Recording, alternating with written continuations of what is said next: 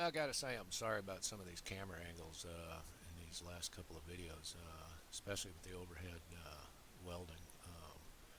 I've got to tilt my head down to see through my reading glasses, which are on top of the glasses that carry the camera, and consequently, the camera doesn't record what I'm actually looking at. You don't see it. I've had to do a couple of them to get it right where at least y'all are seeing something. But anyhow, just kind of apologies up front, like I said. Well, sorry about it, but it is what it is. Okay. Left over from when we were doing those uphill welds, and it's got one pass on it already. I guess you can see it there. I'm gonna make that into a 3-pass built-up weld. We're gonna add 2 more passes to it. It's kind of a narrow coupon, but I think I've got enough room to do it. This will be the second pass, and I'm going to split that fillet down the middle. I'm going to be running from there over to the horizontal plate, or to the vertical, or to the overhead plate. Just split it right down the middle.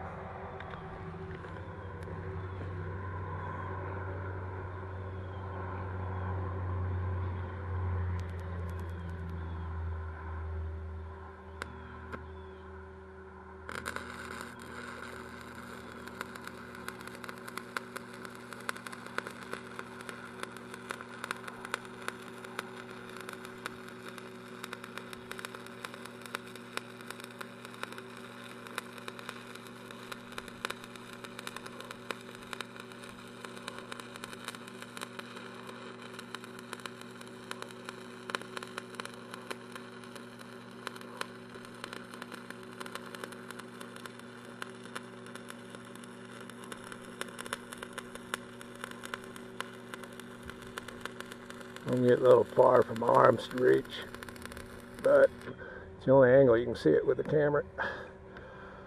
Okay, let's pull it off of there.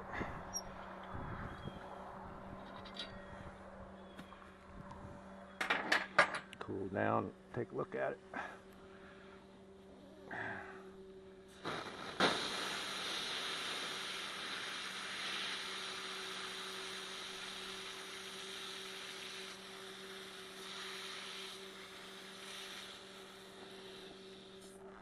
Let's see what we got.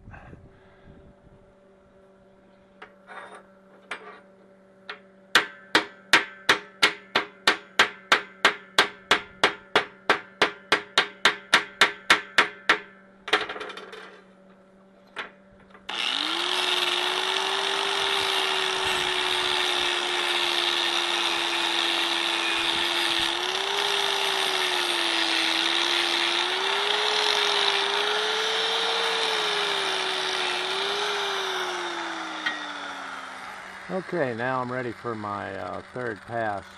See how that built? We built it up there a bit, because you have to build it up so you can run from ouch, from here up to here. That's a little high there. That's where I was starting to run out of arm reach.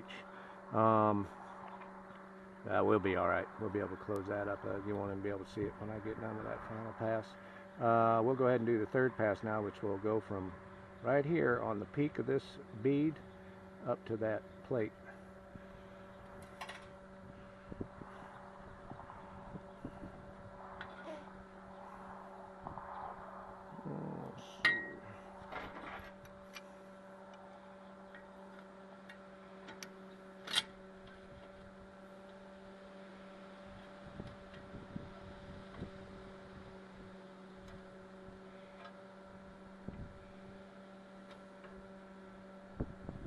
Okay, grab us another rod here.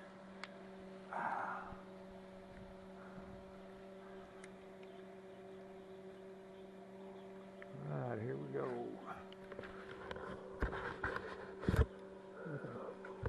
Make sure all this is kind of where it's supposed to be. So maybe we have a chance of being able to get something actually on the camera. It's been kind of a nightmare with these overhead welds. It's hard to point my head in the right direction.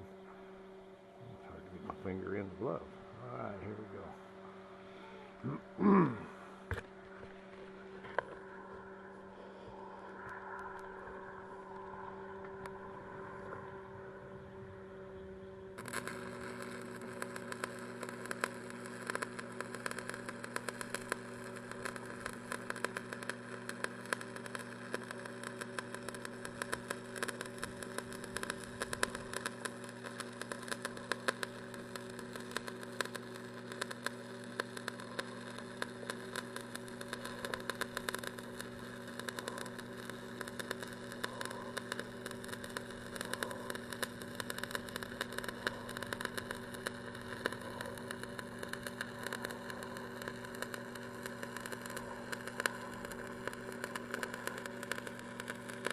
Burned my thumb there. Had my thumb on the rod.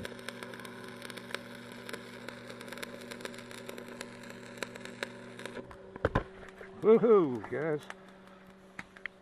Got a bit of a fire going.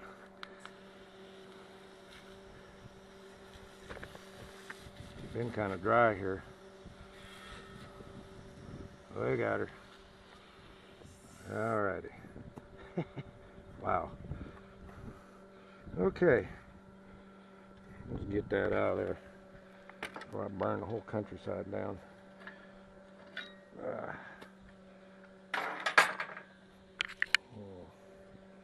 Great way to start or finish a day, isn't it? Alrighty. Kind of had to cut that short a bit.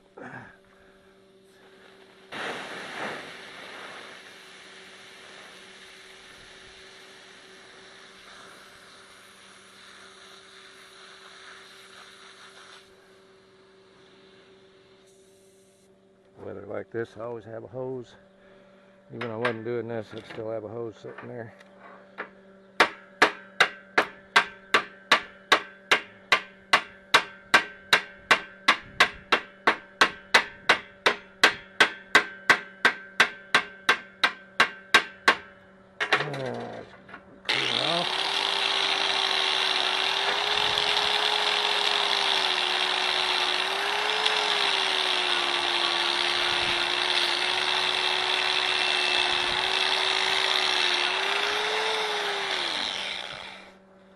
Okay, let's see what we got. Well, I can live with that. That's the way it ought to look. Let me grab a rod. Okay. You can see where I was doing the small circular motion to get rid of any possible undercut that might be here. And we're good, we don't have any. Did real good on that. That's always a concern. Because see, this was your overhead plate right here, this down here, and that's what's susceptible to undercut. Now, as far as your vertical plate, this was what was hanging down here. Your metal's going to wash down on there, so you don't have to worry about anything like undercut.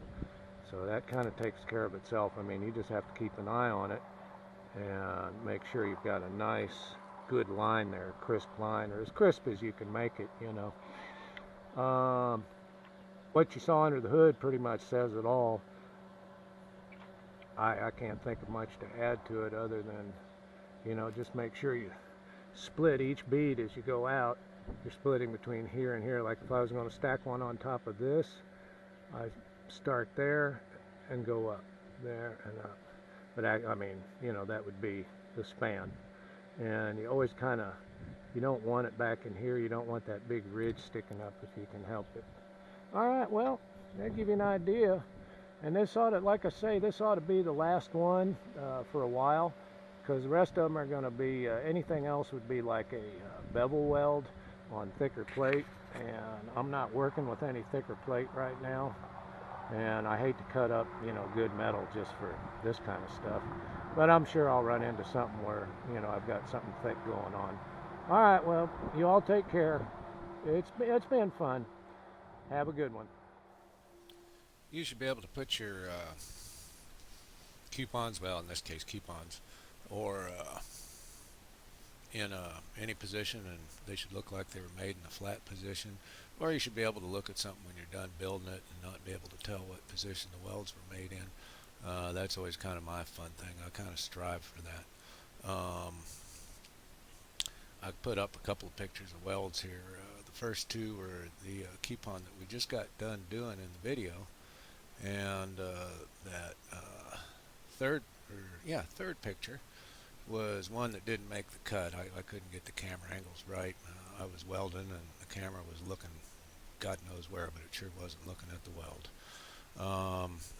Now the last picture, that's kind of what I'm talking about. Is you should be able to look at a grouping of welds like you see there, and they should all pretty much look the same. They should look like they were made in a flat position. Anyhow, that ought to give you some idea, and I hope it's been helpful. Like I said, I enjoyed putting this together. Wasn't as bad as I thought. Videos are like pulling teeth for me, but maybe they'll get better in the future. All right, y'all take care.